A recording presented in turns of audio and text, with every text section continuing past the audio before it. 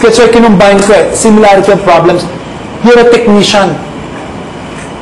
Yung technique, yung boses, andun eh. Pero, nawawala ng sentro. That is why, through the course of the weeks, di ba we are trying to identify what is the problem? Through the course of the weeks, anak, at the start, ang galing kasi ng technique mo, ang ganda ng boses mo, you don't sound like anybody. But then, you have to find more possibilities of to what that voice can do. I mean, maybe I would disagree with what Rafael said na wala kang feeling na you've never had a boyfriend, you know, but that's not really a big deal. Di ba? The point is that you sing well, period. But now, sa game na ito, hindi sapat na you sing well.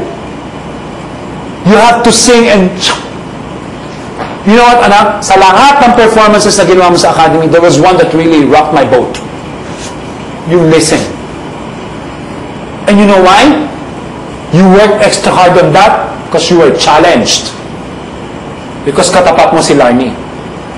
You sparkled in that performance. But then, ganun ba yun? Kapag wala kang katapat na kasing, you know, kasing bangis ni Larnie, you will not sparkle? Cannot be. And yun, buksan mo pa. Puta nga the talent of yours, man. Kakayanin mo. Kakayanin mo.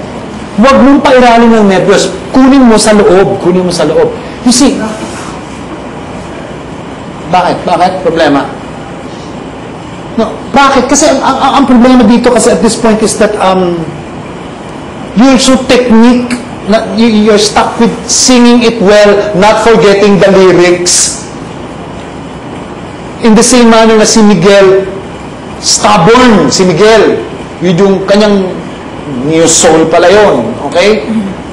But, nawawala yung impact ng ano. So, I'm going to ask you to sing it again. Okay? Thank you, Mama. Sel, ngayon, pwede kang umupo. Ganito ang context mo. Pakakanta ko sa'yo, pero walang accompaniment. Okay na.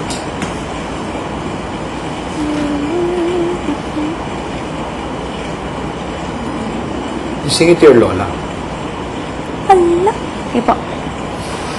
Hala, wala makakanta. Ba't ka naman di makakakanta? Uy, huwag ka naiyak. Oh my God! Hindi ko na alam. No, I know the pressure is ano. Okay lang, sir. Naku lang. Bakit? Naalala mo. Or yung pressure. Don't get the pressure, get to you, okay? Tulokan dito kami, tinutulungan ka namin. Ako, hindi po yun, sir. Okay. Gusto ko lang, paramdam mo yung feelings. Kasi ang problema, you know, it's so hard eh. Okay. Well, this little girl is crying. Let me say something to you. Hindi ka lakatay ba? Mahirap na. Okay lang, sir. You know what? That's why I keep telling you people, you have to enjoy. I keep telling Miguel that you have to enjoy. Man, when you sing, alam mo ba, importante sa pagkanta, may binibigay ka ng bahagi ng sarili mo sa mga nakikinig sa inyo. Alam mo, bilang mga awit, hindi lamang yung galing sa tono ng pagkanta at yung yuyukite. Hindi eh. Oras na kumanta ka, binibigay mo sa mundo ang bahagi ng sarili mo. You're sharing a part of who you are and not only your voice. And they get their joy in accepting that eh. Di ba? There's certain, isn't it a great moment na kapag kumakanta ka, may mapaluha ka because they remember something, you trigger off a memory, you trigger off an emotion by the way you sing. Di ba? That's why you don't sing para magpakitang gilas. Pag kumanta kayo para magpakitang gilas, karamutan yun. Makasarili yun. Pag kumanta kayo to share, that's what singing is all about.